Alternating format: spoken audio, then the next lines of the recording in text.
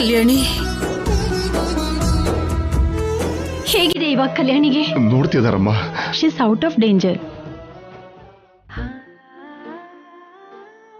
ಭಗವಂತ,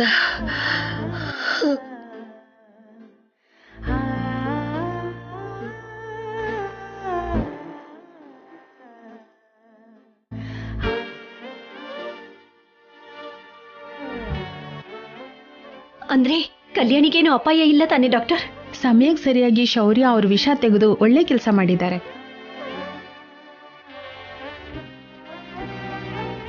ಅದೇ ಈ ಹುಡುಗಿ ಪ್ರಾಣ ಕಾಪಾಡಿದೆ.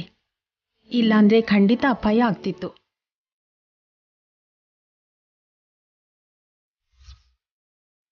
ನೀವ್ಯಾರು ಇನ್ನು ಭಯ ಪಡೋ ಅವಶ್ಯಕತೆ ಇಲ್ಲ. ಸ್ವಲ್ಪ ಹೊತ್ತಲ್ಲೇ ಪ್ರಜ್ಞೆ ಬರುತ್ತೆ.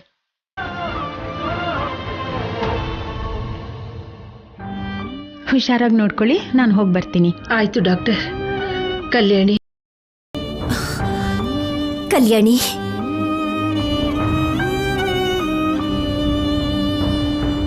ಹೇಳ್ದೆ ಅಲ್ವೇನಮ್ಮ, ನಂಬಿದವ್ರಿಗೆ ಆ ದೇವರು ಯಾವತ್ತೂ ಕೆಟ್ಟದ್ ಮಾಡಲ್ಲ.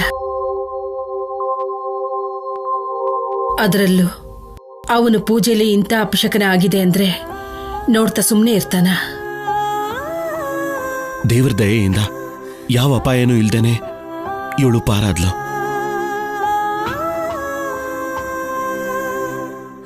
ನೀವ್ಯಾರು ಟೆನ್ಷನ್ ಮಾಡ್ಕೋಬೇಡಿ ಅಮ್ಮ. ಒಂದ್ ಸ್ವಲ್ಪ ಹೊತ್ತಲ್ಲಿ ಪ್ರಜ್ಞೆ ಬರುತ್ತೆ ಅಂತ ಡಾಕ್ಟರ್ ಹೇಳಿದ್ರಲ್ಲ, ವೆಯ್ಟ್ ಮಾಡೋಣ.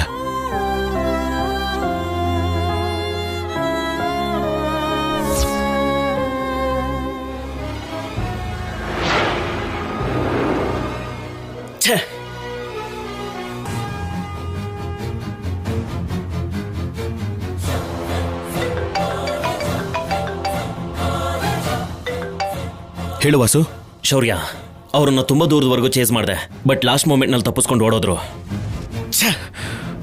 ಅವರನ್ನ ಬಿಡೋ ಮಾತೇ ಇಲ್ಲ. ನಮ್ಮ ಮನೆಗೆ ಬಂದು ಕಲ್ಯಾಣಿ ಪ್ರಾಣ ತೆಗಿಯೋಕ್ ನೋಡಿದ್ರು.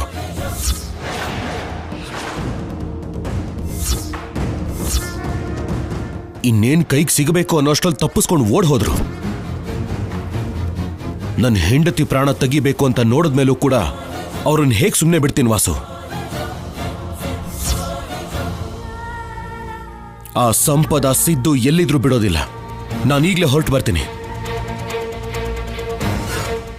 ಇವಾಗ ನೀನೆಲ್ಗೋ? ನಾಯಿ ಬಾಲ ಡೊಂಕು ಅನ್ನೋ ಹಾಗೆ ಆ ಸಂಪದ ಸಿದ್ದು ಬದಲಾಗಲ್ಲ. ಇಷ್ಟು ಪಾಪ ಮಾಡಿರೋ ಅವ್ರ ಪಾಪ ಸುಮ್ಮನೆ ಹೋಗಲ್ಲ. ಅವ್ರ ಪಾಪ ತುಂಬಿದ ದಿನ ಆ ದೇವ್ರೇ ಅವ್ರಿಗೆ ಏನ್ ಶಿಕ್ಷೆ ಕೊಡ್ಬೇಕೋ ಕೊಡ್ತಾನೆ. ಅವ್ರ ಬಗ್ಗೆ ಯೋಚನೆ ಮಾಡೋದನ್ನ ಬಿಟ್ಬಿಡು. ಹೇಗ್ ಬಿಟ್ಬಿಡು ಅಂತೀರಾಜಿ? ಕಲ್ಯಾಣಿನೇ ಸಾಯಿಸ್ಬೇಕು ಅಂತ ನೋಡಿದ್ರು. ಎಲ್ರೂ ಸಂತೋಷವಾಗಿ ಪೂಜೆ ಮಾಡ್ತಾ ಇದ್ರೆ ಪೂಜೆನು ಪೂರ್ತಿ ಆಗದೆ ಇರೋ ಹಾಗೆ ಅಡ್ಡಿ ಮಾಡಿದ್ದಾರೆ. ಅಂಥವ್ರನ್ನ ಯಾವುದೇ ಕಾರಣಕ್ಕೂ ಬಿಡ್ಲೇಬಾರ್ದು.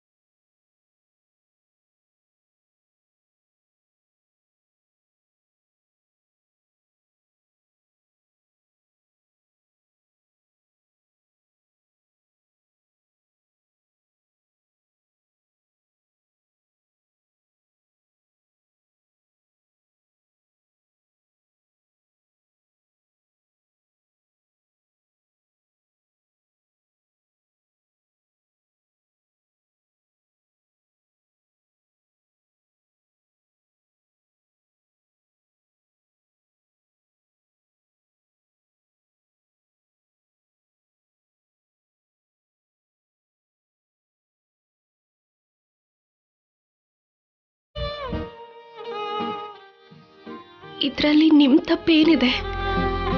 ಅವರು ಅವಕಾಶಕ್ಕೋಸ್ಕರ ಕಾಯ್ತಾ ಇದ್ರು. ನಿಮ್ಮಲ್ಲಿರೋ ಮುಗ್ಧತೆನ ಅವರು ಚೆನ್ನಾಗಿ ಬಳಸ್ಕೊಂಡ್ರು ಅಷ್ಟೇ.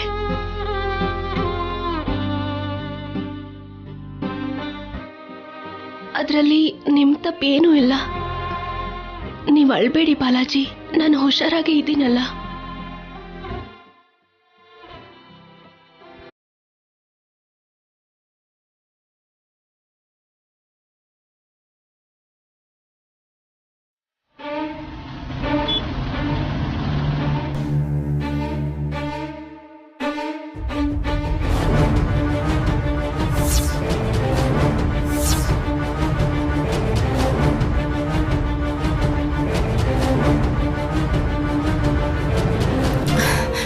ಮುಗ್ದೋಯ್ತು, ಎಲ್ಲ ಮುಗ್ದೋಯ್ತು.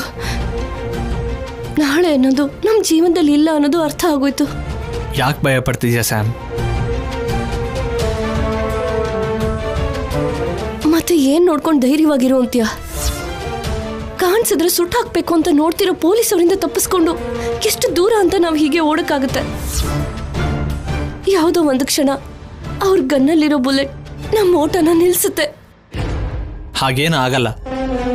ಹಾಗೆ ಅನ್ಕೊಂಡಿದ್ದೆ.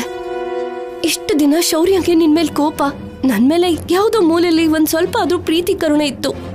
ಇವತ್ತಿಗೆಲ್ಲ ಫಿನಿಶ್. ಈ ಸಲ ಕಾಣಿಸಿದ್ರೆ ನಿನ್ ಪ್ರಾಣದ ಜೊತೆಗೆ ನನ್ ಪ್ರಾಣನೂ ತೆಗೆಯೋದ್ ಖಾಯಂ. ಪ್ರಾಣ ಹೋಗುತ್ತೆ ಅಂತ ಭಯ ಪಡ್ತಿದ್ಯಾ? ಅದಕ್ ಮೀರಿದ ಭವಿಷ್ಯ ಅಂತೂ ನನ್ಗೇನ್ ಕಾಣಿಸ್ತಿಲ್ಲ. ನಾನಿರೋವರೆಗೂ ನಿನ್ ಪ್ರಾಣಕ್ಕೆ ಯಾವುದೇ ಅಪಾಯ ಬರಲ್ಲ ಸ್ಯಾಮ್. ಕಲ್ಯಾಣಿ ಅಂದ್ರೆ ಶೌರ್ಯಂಗೆ ಪ್ರಾಣ. ಆ ಪ್ರಾಣನ ತೆಗಿಬೇಕು ಅಂತ ನೋಡಿದ್ಮೇಲೆ ಇನ್ನು ನಮ್ಮನ್ನ ಅವ್ನು ಜೀವಂತವಾಗಿ ಬಿಡ್ತಾನ?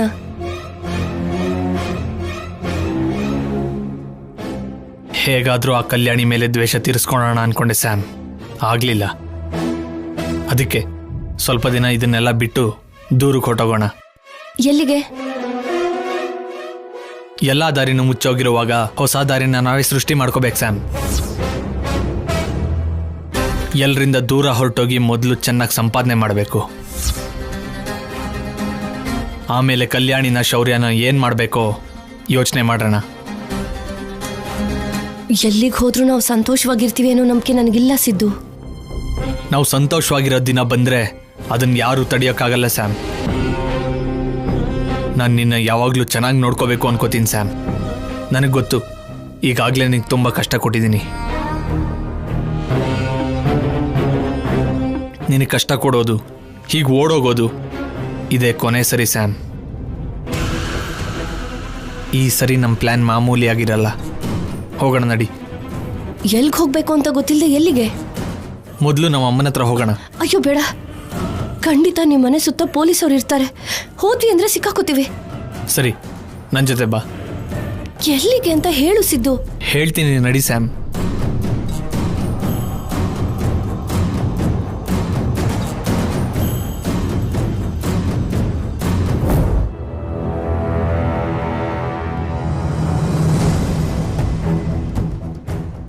ಎಲ್ಲಿ ನಿನ್ ಮಗ?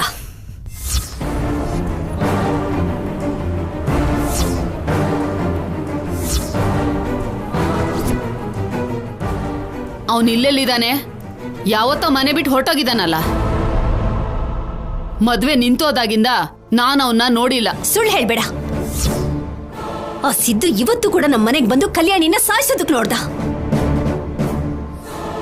ನಿನಗೇನಾದ್ರೂ ಮನುಷ್ಯತ್ವ ಅನ್ನೋದಿದ್ಯಾ? ಮಕ್ಕಳನ್ನ ಹೇಗೆ ಬೆಳೆಸ್ಬೇಕು ಅಂತಾನೂ ಗೊತ್ತಿಲ್ಲ. ಮನುಷ್ಯತ್ವನೇ ಇಲ್ದಿರೋ ಮೃಗ ಅವನು. ಅವನಿಗೆ ಪ್ರೇಮ, ಪ್ರೀತಿ, ದಯೆ ಅನ್ನೋದು ಏನೂ ಇಲ್ವಾ? ಇವರಿಗಿಂತ ರಾಕ್ಷಸನೇ ಬೆಟರು. ತುಂಬಾ ಜಾಸ್ತಿ ಮಾತಾಡ್ತಾ ಇದೀಯ ಅನುಪಮ. ಬೀಗರು ದೊಡ್ಡವರು ಅಂತ ಸಮಾಧಾನವಾಗಿ ಮಾತಾಡ್ತಾ ಇದ್ದೀನಿ ನಾನು. ನನ್ ಮಗ ಹೀಗಾಗೋದು ಕಾರಣ ನಿನ್ ಮಗಳು. ನಿನ್ ಮಗಳು ನನ್ ಮಗನ್ ಜೀವನದಲ್ಲಿ ಆಟ ಆಡ್ತಿದ್ದಾಳೆ. ಅವನ್ ಬಂಗಾರದಂತ ಜೀವನನ ನಾಶ ಮಾಡ್ತಿದ್ದಾಳೆ. ಮಹಾಲಕ್ಷ್ಮಿನ ಅವ್ನ್ ಮದ್ವೆ ಮಾಡ್ಕೊಂಡ್ರೆ ಇವಳಿಗೇನ್ ಕಷ್ಟ? ಮಧ್ಯದಲ್ಲಿ ಬಂದು ಮದ್ವೆ ನಿಲ್ಸಿದ್ಲು. ನನ್ ಮಗನ್ನ ಶೌರ್ಯನ್ ಕೈಯಿಂದ ಸಾಯಿಸ್ಬೇಕು ಅಂತ ನೋಡಿದ್ಲು. ಅದಕ್ಕೆ ನನ್ ಮಗನ್ ಕೋಪ ಬಂದು ನಿನ್ ಮಗಳ ಮೇಲೆ ದ್ವೇಷ ಬೆಳೆಸ್ಕೊಂಡ. ದ್ವೇಷ ಇಟ್ಕೊಂಡ್ರೆ ಹೂತ್ ಹಾಕ್ಬಿಡ್ತೇನೆ.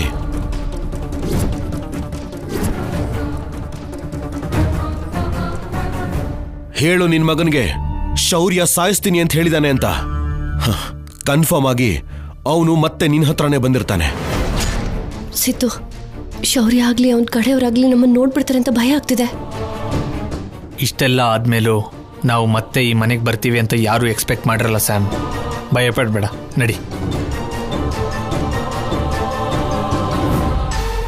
ನಿಜ ಹೇಳು, ನಿನ್ನ ಮಗನ್ನ ಎಲ್ಲಿ ಬಚ್ಚಿಟ್ಟಿದ್ಯಾ? ಶೌರ್ಯ ನಿಜವಾಗ್ಲೂ ನನ್ಗೇನು ಗೊತ್ತಿಲ್ಲ. ಅವನ್ ಎಲ್ಲಿದ್ದಾನೆ ಅಂತಾನೂ ಗೊತ್ತಿಲ್ಲ. ಆಗಾಗ ದುಡ್ಡು ಬೇಕು ಅಂದ್ರೆ ಫೋನ್ ಮಾಡ್ತಿದ್ದ, ಆದ್ರೆ ಇಲ್ಲಿಗೆ ಬಂದಿಲ್ಲ.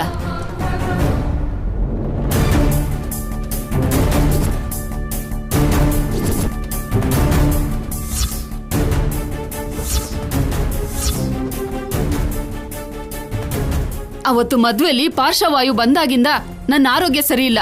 ನನ್ನ ಬಿಟ್ಬಿಡು. ಅವನ್ ಎಲ್ಲೋ ಹೋಗಿರ್ತಾನೆ. ಬಿಟ್ಬಿಡು ಶೌರ್ಯ. ಹೇಗ್ ಬಿಟ್ಬಿಡ್ತೀನಿ ಅವನ್ನ? ನನ್ನ ಕಲ್ಯಾಣಿನ ಈಗಾಗ್ಲೇ 3 ಸಲ ಸಾಯಿಸ್ಬೇಕು ಅಂತ ನೋಡಿದಾನೆ. ಅವನನ್ನ ಕ್ಷಮಿಸೋ ಮಾತೇ ಇಲ್ಲ. ಅವನನ್ನು ಮಾತ್ರ ಅಲ್ಲ, ಆ ಸಂಪದಾನು ಕೂಡ.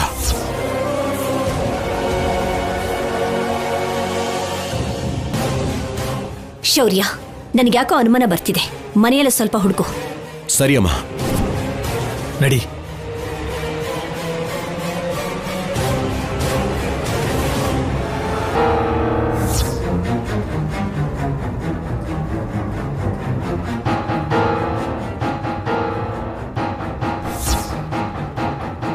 ನೋಡು, ನನ್ನ ಮಗಳಿಗೆ ಏನು ಆಗದೆ ಇದ್ದಿದ್ರಿಂದ ನಿನಗೇನು ಹೇಳ್ದೆ ನಾನು ಹೋಗ್ತಾ ಇದ್ದೀನಿ. ಇಲ್ದಿದ್ರೆ ನಿನ್ನನ್ನು ಜೈಲಿಗೆ ಹಾಕಿ ನಿನ್ನ ಮಗನ ಖಂಡಿತವಾಗ್ಲೂ ಹಿಡಿತಿದ್ವಿ. ಜೈಲಲ್ಲಿ ಇದ್ದುಕೊಂಡು ಕಷ್ಟಪಡ್ತಾ ತಿನ್ನೋ ವಯಸ್ಸ ಇದು. ಅಮ್ಮ, ಯಾರೂ ಇಲ್ಲ. ಹೇಳದ್ನಲ್ಲ ಶೌರ್ಯ, ಅವ್ರು ಯಾರು ಬಂದಿಲ್ಲ ಅಂತ. ಇನ್ನು ನಿನ್ನ ಮಗ ನಿನ್ನ ಪಾಲ್ಗೆ ಇಲ್ಲ ಅನ್ಕೊಂಡೆ ಬದುಕು. ಯಾಕೆ ಅಂದ್ರೆ ಅವನ್ ನನಗೇನಾದ್ರೂ ಸಿಕ್ಕಿದ್ರೆ ಅವನ್ ಸಾವು ನನ್ನ ಕೈಯಲ್ಲೇ.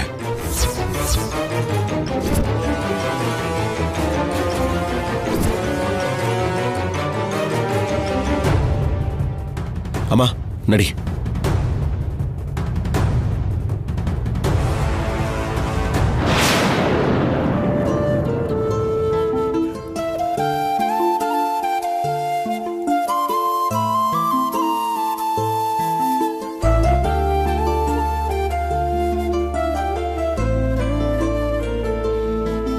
ನಿಮ್ಮನ್ನ ನೋಡಿ ಕೆಲವು ಕಣ್ಣಿಗೆ ತಡ್ಕೊಳಕ್ಕಾಗ್ತಿಲ್ಲ. ಅದಕ್ಕೆ ದೃಷ್ಟಿ ತೆಗಿಯೋಣ ಅಂತ. ಅತ್ತಿಗೆ, ನಿಮಗೆ ಅಂತಿದ್ದಾರೆ. ದೃಷ್ಟಿ ತೆಗೆದ್ರೆ ಅಂಟ್ಕೊಂಡಿರೋ ದರಿದ್ರ ಹೋಗಲ್ವಲ್ಲಮ್ಮ.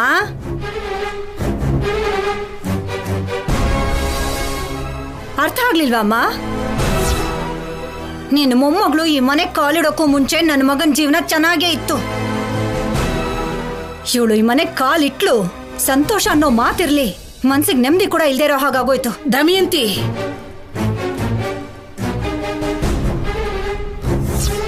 ಇರೋದನ್ನೇ ಅಲ್ವೇನಮ್ಮ ನಾನು ಹೇಳಿದ್ದು? ನಾನೇನ್ ತಪ್ಪಾಗಿ ಹೇಳಿಲ್ವೇ? ನಿನ್ನ ಮೊಮ್ಮಗಳು ಆ ಸಿದ್ದು ಜೊತೆ ದ್ವೇಷ ಬೆಳೆಸ್ಕೊಂಡಿದ್ದಾಳೆ. ಆ ಸಂಪದ ಅವನು ಇಬ್ರು ಇವಳ ಮೇಲಿರೋ ಕೋಪನ ಇವಳ ಮೇಲೆ ತೋರಿಸ್ದೆ ಈ ಮನೇಲಿರೋರ್ ಮೇಲೆಲ್ಲ ತೋರಿಸ್ತಾ ಇದಾರೆ.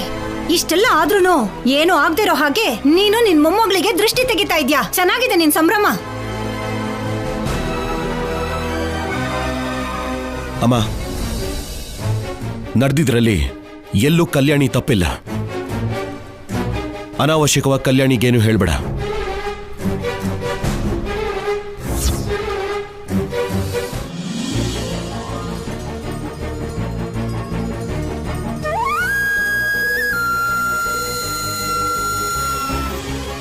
ಅವ್ರ ದೃಷ್ಟಿ ಇವ್ರ ದೃಷ್ಟಿ, ನಿಮ್ಮನ್ನ ಹೊಟ್ಟೆ ಕಿಚ್ಚಲ್ಲಿ ನೋಡೋ ಯಾರೊಬ್ಬರ ದೃಷ್ಟಿನೂ ನಿಮಗೆ ತಾಗ್ದೇನೆ ಇರ್ಲಿ. ಅತ್ತಿಗೆ, ಹೋಯ್ತು ಅಂತ ನಿಮ್ಮ ಮರ್ಯಾದೆ ಹೋಯ್ತು. ಅತ್ತಿಗೆ, ನಾನಾಗಿದ್ರೆ ಏನು ತಿಂದೇನೆ 1 ವಾರದವರೆಗೂ ಹಸುವಲ್ಲೇ ಇರ್ತಿದ್ದೆ. ಅಬ್ಬಬ್ಬಬ್ಬ, ಎಷ್ಟು ದೃಷ್ಟಿ ತಾಗಿತ್ತೋ.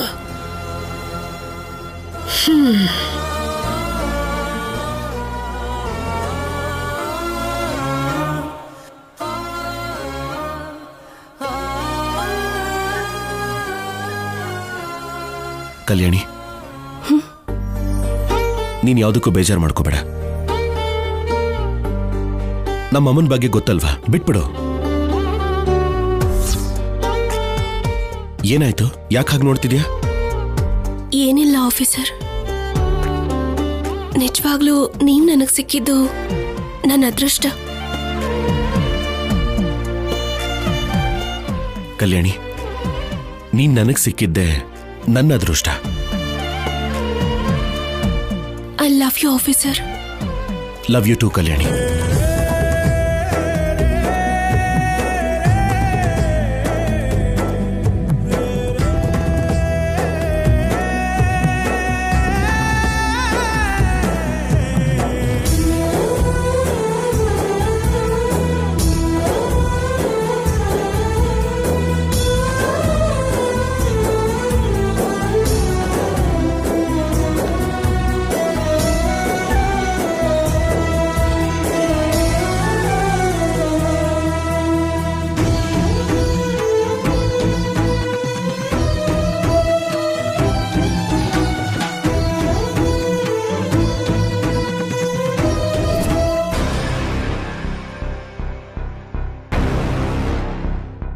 ನಿಮ್ಮನ್ನ ಹೊಟ್ಟೆ ಕಿಚ್ಚಲ್ಲಿ ನೋಡೋ ಯಾರೊಬ್ಬರ ದೃಷ್ಟಿನೂ ನಿಮಗೆ ತಾಗ್ದೇನೆ ಇರಲಿ.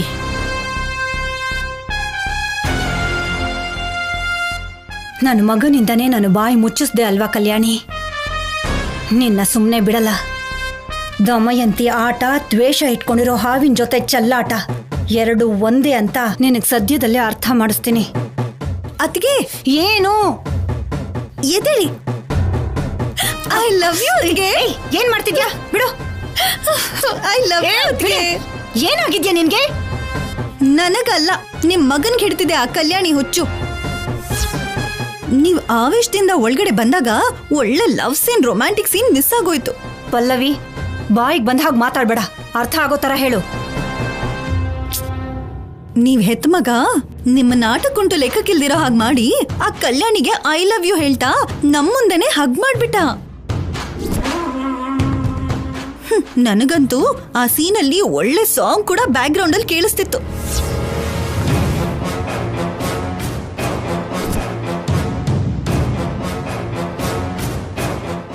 ಐ ಲವ್ ಯು ಅಂತ ಹೇಳಿದ್ನಾ?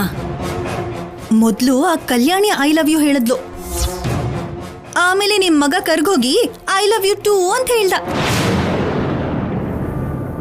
ಏನಾದ್ರೂ ಆಗ್ಲಿ ಅದ್ಕೆ, ಈ ಕಲ್ಯಾಣಿಗಿಂತ ಆ ಸಂಪದಾನೇ ಬೆಟರ್. ನೀವಂದ್ರೆ ಅವಳಿಗೆ ಸಾಯೋ ಅಷ್ಟು ಭಯ. ಆದ್ರೆ ಈ ಕಲ್ಯಾಣಿ ನಿಮ್ಮನ್ನ ಹುಳಕ್ಕಿಂತ ಹೀನಾಯವಾಗಿ ನೋಡ್ತಿದ್ದಾಳೆ. ಅಷ್ಟಕ್ಕೂ ನಿಮ್ ಮಾತನ್ನ ಲೆಕ್ಕಕ್ಕೆ ತಗೊಳ್ಳೋದಿಲ್ಲ. ಫೈನಲ್ ಆಗಿ ಒಂದ್ ಮಾತ್ರ ಹೇಳ್ಬಲ್ಲೆ ಅದ್ಕೆ, ನೀವ್ ಆ ಕಲ್ಯಾಣಿನ ನಿಮ್ ಮಗನಿಂದ ದೂರ ಇಡ್ಲಿಲ್ಲ ಅಂದ್ರೆ ನಿಮ್ ಮಗ ನಿಮ್ಮಿಂದ ದೂರ ಆಗೋದು ಗ್ಯಾರಂಟಿ. ನಾನ್ ಹೇಳೋ ಅಷ್ಟು ಹೇಳಾಯ್ತು, ಆಮೇಲೆ ನಿಮ್ಮಿಷ್ಟ.